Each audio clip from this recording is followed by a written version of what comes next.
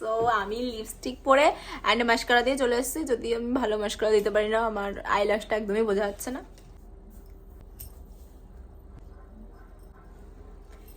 এবার আমি পরবো হচ্ছে,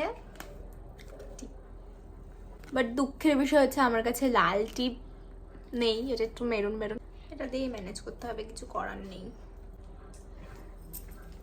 এখানে একদমই ভালো লাগছে না টিপ পরে, যদি দেখি যে ভালো লাগছে না তো আমি টিপটা পরবো না। এটা কি ছিল? এটা খাবি? আমি ফুল রেডি হয়ে গেছি। ও কানের এনেছিস? যা, আমার কাছে গোল্ডেন ইয়াররিং নেই। ছড়ো দেখি, ছড়ো।